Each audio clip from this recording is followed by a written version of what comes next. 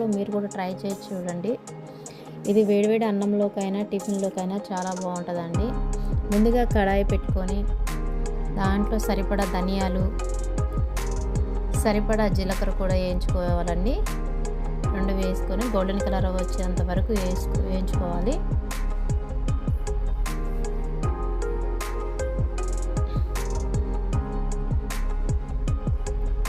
అదేవిధంగా తీసి పక్కన పెట్టుకున్న తర్వాత నువ్వులు కూడా గోల్డెన్ కలర్ వచ్చేంత వరకు వేయించుకోవాలి.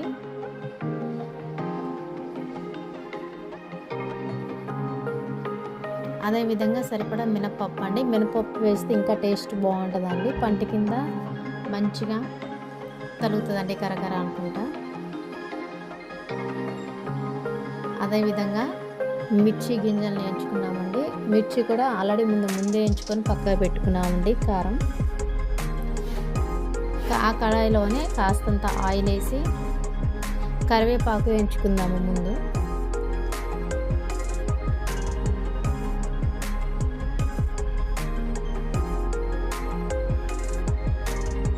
పచ్చి వాసన పోయి కరివేపాకు కరకర అంత వరకు అనే వరకు వేయించుకోవాలి. తర్వాత అదేవిధంగా కాస్తంత ఆయిల్ వేసి మళ్ళీ మునగాకు వేసుకోవాలండి. ఈ విధంగా వేయించుకోవాలండి. 2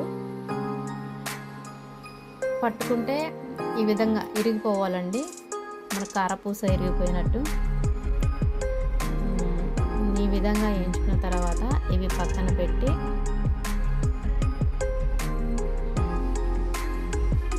ముందుగా వేయించుకున్నవి రోట్లో వేసుకొని దంచుకోవాలి మెత్తగా. తర్వాత కారం, సరిపడా సాల్ట్ కూడా వేయాలండి. అంతా మెదిగేంత వరకు దంచుకొని దాంట్లో మనం ముందుగా వేయించుకొని పక్కగా పెట్టుకున్నటువంటి కరివేపాకు, మునగాకు వేసుకొని కూడా దంచుకోవాలి.